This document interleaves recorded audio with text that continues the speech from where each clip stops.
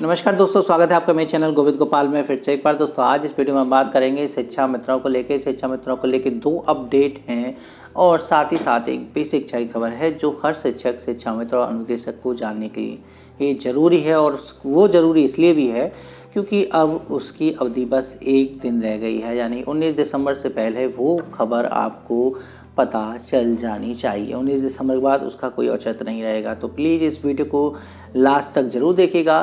Video अगर पसंद आए तो उसे लाइक और शेयर जरूर कीजिएगा और चैनल से जुड़े रहने के लिए हमारे चैनल को सब्सक्राइब कर बेल आइकन जरूर दबाइएगा। तो चलिए शुरू करते हैं आज शिक्षा मित्रों पर कुछ चर्चा। देखिए, सबसे पहले हम शिक्षा मित्रों के बारे में बात करें तो शिक्षा मित्रों के लिए एक समस्या है कि वो महीने में एक ही छुट्टी ले पाते हैं। एक से अधिक छुट्टी लेने पर उनका मानदेय कटता है। पिछले 3 दिनों से सोशल मीडिया पर एक पत्र जारी हो रहा है सुराव ब्लॉक का, जो प्रयागराज से है।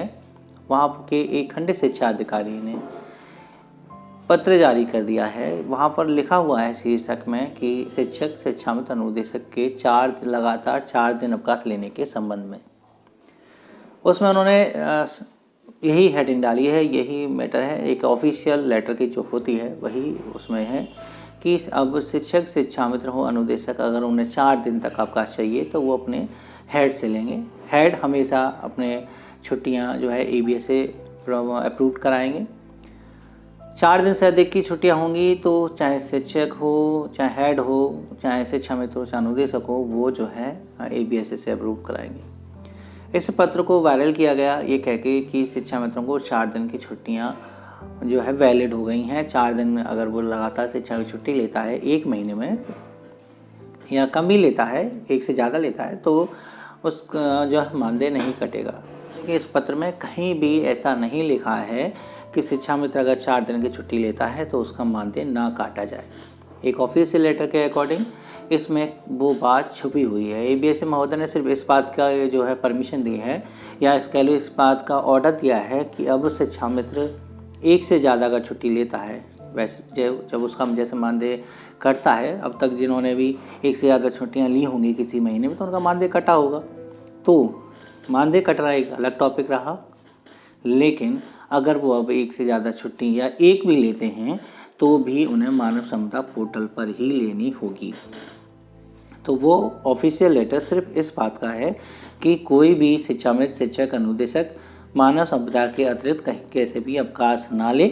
उसे अवकाश 1 दिन का चाहिए, 1 से 4 दिन का चाहिए, या कितने दिन का चाहिए, वो मानव संपदा पोर्टल से ही ले। उस मानव संपदा पोर्टल में उन्होंने ये जो दे रखा है वैसे ऑप्शन हाफ डे का, उसके लिए खंड शिक्षा अधिकारी ने साफ मना कर दिया है कि शिक्षक हाफ डे नहीं ले सकता है, तो उस ऑप्शन को क्लिक ना करें। यदि कोई शिक्षक हाफ डे पर क्लिक कर हाफ डे लेने का प्रयास करता है या अप्लाई करता है तो उस दिन शिक्षक को अनुपस्थित मानते हुए उसके वेतन और मानदेय रोकने की कार्रवाई की जा सकती है। यानी उसमें हाफ डे का ऑप्शन शिक्षकों के लिए नहीं है। लेकिन इसे हम मानव संपदा पोर्टल की जो है गलती मानेंगे, डिफ़ॉल्ट मानेंगे उसका, कि अगर शिक्षक के लिए अप्लाई नहीं है तो ऑप्शन आना ही नहीं चाहिए। क्योंकि सबसे पहले वो director of basic education select करवा लेते हैं और उसके बाद ही सारे अंदर ऑप्शन आते हैं। तो जब नहीं रखना है तो फिर डायरेक्टर ऑफ बेसिक एजुकेशन लिखते ही वो ऑप्शन छुट्टी में गायब हो जाना चाहिए। है उसमें तो शिक्षक तो अप्लाई करेंगे। इसके लिए आपको हर ABS को या जिला बेसिक शिक्षा अधिकारी को आदेश निकालने की क्या आवश्यकता है। इसका एक शासन से आदेश आ ही जाएगा, विस्तृत जानकारी उससे मिल ही जाएगी। क्या ये है कि फ़िलहाल वर्तमान में आप सभी शिक्षा मित्र इस बात से बचे रहिए, क्योंकि किसी भी स्तर पर शिक्षा मित्रों के मानदेय ना काटने का आदेश जारी नहीं हुआ है।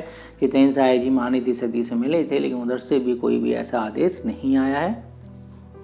अगर हेड मास्टर्स या कह लीजिए खंड शिक्षा अधिकारी और जिला शिक्षा अधिकारी, सामान्य तौर पर ऐसा नहीं होता है कि आपका मानदेय नहीं कटता, तो बहुत अच्छी बात है। लेकिन कहीं कहीं ऐसी स्थिति नहीं है, वहाँ पर शिक्षा मित्रों का मानदेय काटा जा सकता है। क्या ये था उस लेटर को लेके जानकारी। और एक और जो जानकारी हम बता रहे हैं कि 19 तारीख से पहले, यानी 19 दिसंबर से पहले, कल का ही दिन है, आज भी शाम हो गई है तो कल का ही दिन बचा है मेनली। 19 तारीख से पहले एक ट्रेनिंग है दीक्षा पोर्टल पर उसको ज़रूर करना है। वो समस्त शैक्षिक सामग्री किस तरह से हमें इस्तेमाल करनी है स्कूल में, जो हमें 3 पुस्तकें मिली हैं, उन पुस्तकों के संग एक और 3 पुस्तकें मिलेंगी जो उसको गाइड करने के लिए है या जो कह लें कैसे कि उसके क्रियान्वयन के लिए है, वो ज़रूरी है। ये तीनों वीडियो जो 4 वीडियो हैं उसमें 10-10 मिनट की वीडियो हैं, 40 मिनट का ये कोर्स है। इस कोर्स को ज़रूर कर लें। हर शिक्षक अनुदेशक को ये कोर्स कंप्लीट करना है। कल इसकी लास्ट डेट है। उसका लिंक मैं नीचे डिस्क्रिप्शन में दे देता हूँ। उस पर जाके आप बस 1 घंटे के अंदर यानी 40 मिनट के अंदर इस कोर्स को ज़रूर कंप्लीट कर लें। शायद कल के बाद फिर ये ऑप्शन ना आए दीक्षा ऐप पर, इसलिए आप इसको जल्द से जल्द ट्रेनिंग को कंप्लीट कर लें। अब बात करते हैं हम शिक्षा मित्रों को लेकर एक खास बात जो आपको जानने के लिए बहुत ज़रूरी है और जो पिछले 2-3 दिनों से हमारे संज्ञान में आ रही है और हम चाहते थे कि इस पर आपसे बात करें। हम आपको ये बताना चाहते हैं कि अभी कुछ दिन पहले हनुमानगढ़ी के राजू दास जी को मिलकर आम शिक्षा मित्र वेलफेयर एसोसिएशन के जो कोषाध्यक्ष रविंद्र कुमार जी वो जाकर मिले। उन्होंने माननीय मुख्यमंत्री से मिलने के लिए उनसे आग्रह किया है। उनका ट्विटर के माध्यम से धन्यवाद प्रेषित करने के लिए कहा है, सोशल मीडिया पर धन्यवाद प्रेषित करने के लिए कहा है और लगभग ये पूरी तरह से स्पष्ट रूप से कहा है कि शिक्षा मित्र सरकार की कोई बुराई सोशल मीडिया पर ना करें, ट्विटर के माध्यम से अपनी मांग जो है सरकार को पहुंचाए, शांतिपूर्वक पहुंचाए, अच्छे शब्दों में पहुंचाए, कोई भी सोशल मीडिया पर विरोध ना हो। ये सब बातें संगठन सभी कह रहे हैं, यहाँ तक कि हृदय दुबे भी यही बात कहते हैं और ये उमा देवी जी संगठन भी यही बात कर रहे हैं। जितेंद्र शाही तो शुरू से ही इस बात के पक्ष में रहे हैं कि सरकार का विरोध ना करें, सरकार से कुछ पाना है तो विनम्र बने, शांत रहें, सरकार आपके लिए ज़रूर कुछ करेगी। लेकिन देखिए शिक्षा मित्र के बारे में हमने एक पोस्टर डाली थी बहुत पहले जिसमें उसमें सब लिखा था कि कहाँ शिक्षा मित्रों ने गलती की हैं जिसकी वजह से आज ये स्थिति शिक्षा मित्रों की बनी हुई है। लखनऊ में जो इको गार्डन में धरना हुआ उसके बाद उमा देवी जी का अखिलेश यादव जी के साथ फ़ोटो खिंचवाना, उसको शिक्षा मित्रों ने एक बहुत बड़ी गलती बताया, उसको हाईलाइट किया और उसकी वजह से ही शर्मा कमेटी की रिपोर्ट आज तक छुपी हुई है। ये उस समय के तर्क हैं जो उस समय चल रहे थे। बनारस कांड में भी शिक्षा मित्रों का काला झंडा दिखाना और अभद्र गाली गलौज या अपशब्द कहना सरकार के प्रति, ये भी शिक्षा मित्रों के आज की स्थिति के कारण बताए गए उस पोस्ट में जो हमने लास्ट आपको दिखाई थी। तो यहाँ ये अब बात निकल कर आ रही है कि शिक्षा मित्रों के कह लीजिए ना वो शिक्षा मित्र भी ना हो, शायद कुछ उपद्रवी हों जो ऐसी बातें करते हों और जिन्होंने जो शिक्षा मित्र सरकार के बीच जो खाई पाटी है उसको भरने के लिए अब अभय कुमार सिंह जी भी जो है कल मिले, सूचना सलाहकार हैं माननीय मुख्यमंत्री जी का, उनसे जाके मिले हैं और उनसे मुलाकात का समय मांगा है। तो वहाँ भी उन्होंने यही बात कही थी कि सरकार के कोई नुमाइंदा जो मिलता है वो यही बात कहता है कि शिक्षा मित्र की दुश्मन नहीं है सरकार, बस आपकी जो एक्टिविटी हैं वो सरकार तक पहुंच जाती हैं जिसकी वजह से सरकार थोड़ा नाराज़ हो जाती है और आपके काम डिले हो जाते हैं, तो वो ना हो। तो यही बात अभय कुमार सिंह जी ने कल भी अपनी पोस्ट में कही और हमसे भी बात की, तो उन्होंने भी ये कहा कि किसी भी तरह से भाई ये खाई अब पटनी चाहिए, शिक्षा मित्रों को 2 महीने शांति से चुप पड़े रहना चाहिए और बस जो है अगर प्रशंसा ना कर सकें तो कोई बुराई भी ना कर सके, लेकिन शांत रहें, सोशल मीडिया पर कोई भी गलत काम ना करें। लेकिन देखिए यहाँ एक गड़बड़ ये हुई है फिर से कि हृदय दुबे जी ने एक मेल भेज दिया माननीय शिक्षा मंत्री मनीष सिसोदिया जी को, जो आम आदमी पार्टी के हैं और दिल्ली से डिबेट करने के लिए 22 दिसंबर को लखनऊ आ रहे हैं। तो 22 दिसंबर को जब मैंने वीडियो भी अपलोड की थी, आपने वीडियो देखी होगी लास्ट जब वीडियो अपलोड की मैंने फिर यूट्यूब पर, तो देखा होगा आपने कि आप आपस में शिक्षा मंत्री एक दूसरे को जो है चैलेंज कर रहे हैं और उन्होंने चैलेंज एक्सेप्ट किया है। वो आ रहे हैं लखनऊ में शिक्षा पर, बेसिक मॉडल शिक्षा पर बहस करने के लिए।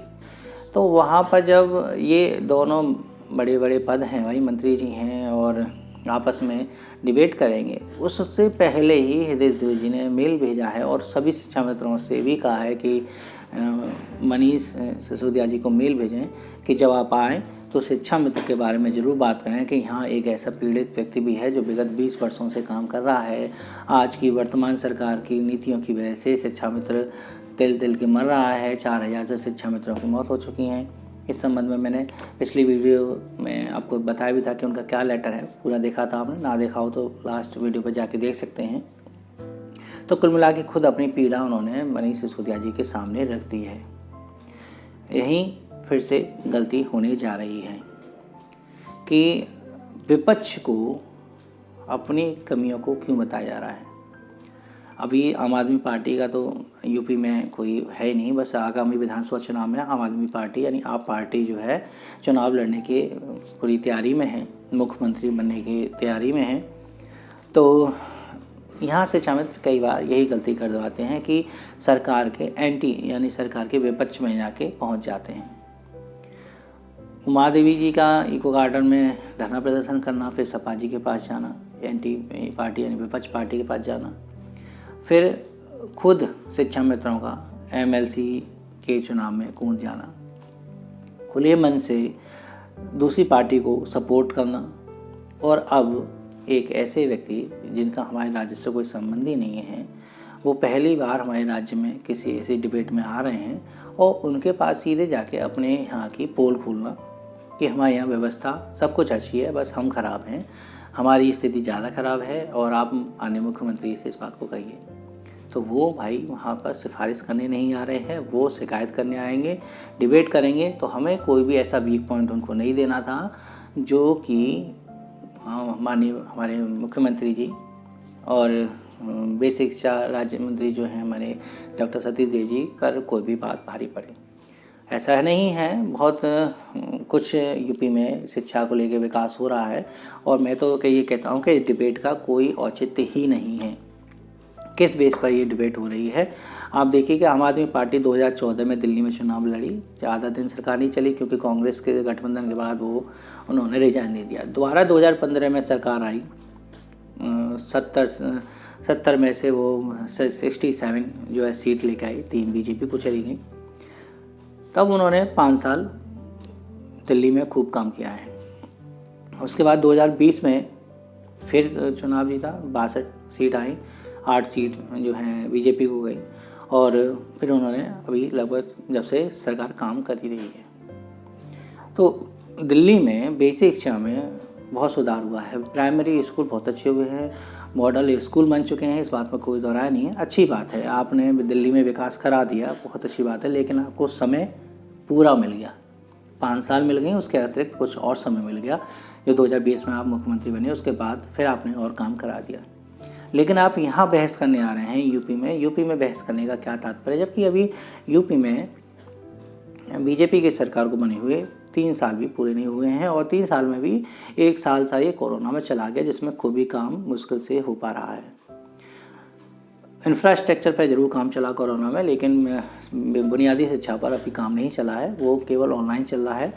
मिशन प्रेरणा को लेके अगर आप वास्तविकता सब जानते ही हैं, आपने अगर 19 तारीख की वीडियो नहीं देखी है, जो 19 तारीख से पहले देखनी उसको देखेगा तो आपको समझ में आ जाएगा कि आगे मिशन प्रेरणा जैसे ही कंप्लीट होगा तो प्राइमरी स्कूल की पूरी तस्वीर बदल जाएगी, बहुत ही बड़ा सुधार होगा। इंफ्रास्ट्रक्चर पर तो हर साल होगा भाई, ये ऐसा संभव नहीं है कि सारा पैसा देश का एक बार ही झटके से प्राइमरी स्कूल में लगा दिया जाए। बजट इंक्रीज होगा हर साल, जब इंक्रीज होगा तो हर साल इंफ्रास्ट्रक्चर पर काम होते होते बिल्डिंग भी अच्छी हो जाएंगी। लेकिन खाली बिल्डिंग होने से भी शिक्षा में बेहतर सुधार नहीं हो सकता है। सबसे ज़्यादा ज़रूरत जो इकाई है वो शिक्षक हैं, तो शिक्षकों की कमी भी माननीय मुख्यमंत्री जी ने पूरी की, 69,000 शिक्षक भर्ती पूरी की, 68,500 शिक्षक भर्ती पूरी की। तो शिक्षकों की कमी को पूरा कर रही है सरकार पहले, फिर उसके बाद शिक्षा पर यानी बच्चों पर आई है, जिसके लिए मिशन प्रेरणा चालू किया गया है।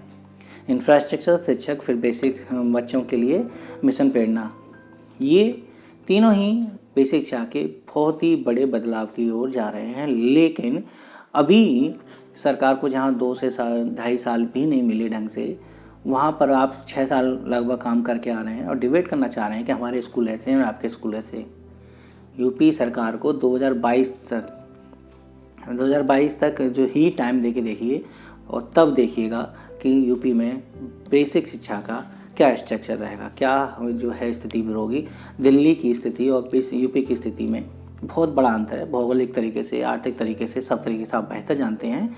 लेकिन डिबेट का तात्पर्य तो तब बनेगा ना जितना साल आपको मिल गया काम करने के लिए आपके राज्य में, उतना राज्य अगर बीजेपी को मिलता है तो बेसिक शिक्षा में बहुत ही बड़ा सुधार हो जाएगा। खैर चैलेंज किया है और उन्होंने कहा है चैलेंज वापस नहीं लेंगे, वो अपना चैलेंज लेके आ रहे हैं, डिबेट करेंगे और हो सकता है इस पर काफ़ी कुछ हो। दिल्ली में सुधार हुआ, उनका बजट बढ़ा है, उन्होंने सबसे ज़्यादा बजट शिक्षा पे लगाया है, इतना राष्ट्र में किसी भी राज्य पे नहीं लगाएगा। 70% वैकेंसी उन्होंने भर दी हैं, तो यहाँ यूपी में भी कम भर्तियाँ नहीं हो रही हैं और अगले साल से पहले ही शायद 51,000 की भर्ती और हो जाएगी शिक्षकों की। कमी कहीं नहीं है, लेकिन टाइम गैप का है। आपकी तैयारी ज़्यादा है, इधर तैयारी कम है, लेकिन जो लक्ष्य है वो किसी से कम नहीं है। तो हमारा तो यही था कि अपनी किसी भी कमजोरी को तो दूसरे राज्य को नहीं दिखाना है।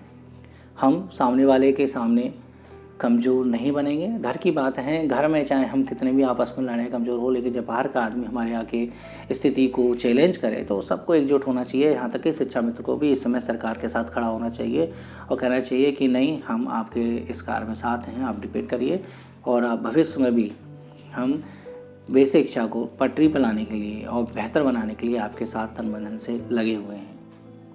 ये सारी स्थितियाँ सामने आनी चाहिए। लेकिन यहाँ हृदय दुबे जी ने जो मेल किया है, शिक्षा मित्रों की स्थिति उनके बारे में बताई है, 4,000 शिक्षा मित्रों की मौत के बारे में उनको बताया है कि इस वजह से जो है शिक्षा मित्रों की मौत हुई है, लेकिन उनको वो सीक्वेंस नहीं पता शिक्षा मित्रों का जो उनके द्वारा गलतियाँ हुई, उनके नेताओं के द्वारा जो गलतियाँ हुई, जिसकी वजह से सरकार आज तक शिक्षा मित्रों के लिए कुछ नहीं कर पाई। 17,000 मानदेय तक का जीओ संगठन के नेताओं के द्वारा लौटा देना क्या मामूली बात थी? उस समय अगर 17,000 मानदेय होता तो आज भी वो चलता रहता और आपकी मांगें यथावत चलती रहती, यानी कम से कम पहले मानदेय तो बढ़ जाता, उसके बाद चाहे मांगें कुछ भी हो जाती। तो यहाँ बहस हमारी बस यही है कि शिक्षा मित्र किसी भी कीमत पर सरकार के खिलाफ सोशल मीडिया पर ना जाएं, किसी भी उनकी विपक्ष पार्टी से संपर्क ना करें और ना ही उनसे सहायता मांगें, क्योंकि फिलहाल भाई सरकार वर्तमान में यही है, जो भी होगा आपका इसी सरकार के द्वारा होगा। अभी हाल ही में होगा, नई शिक्षा नीति लागू होने से पहले होगा और नहीं चाहते कि शिक्षा मित्र अब ऐसी कोई गलती करे कि लास्ट के जो मेन समय है उसमें कोई भी सरकार के मन में ऐसी मनसा आ जाए कि ये सरकार शिक्षा मित्र अब भी नहीं मान रहे हैं। आज वीडियो थोड़ी बड़ी हो गई है, लेकिन बात हमारी जो है मैं कहनी थी कि शिक्षा मित्रों के लिए ये ज़रूरी था कि सोशल मीडिया पर इस चीज़ को रोक दें। अगर आप हमारी बात से सहमत हैं तो प्लीज़ हमारे वीडियो के नीचे या नीचे कमेंट बॉक्स में जाके कमेंट कर सकते हैं। डिस्क्रिप्शन में लिंक दे रखा है, उस वीडियो को देख सकते हैं। वीडियो को लाइक ज़रूर कीजिएगा और अपने दोस्तों के साथ इसे शेयर ज़रूर कीजिएगा। हम आपसे फिर मिलेंगे नेक्स्ट वीडियो में कुछ नई खबरों के साथ। तब तक के लिए नमस्कार।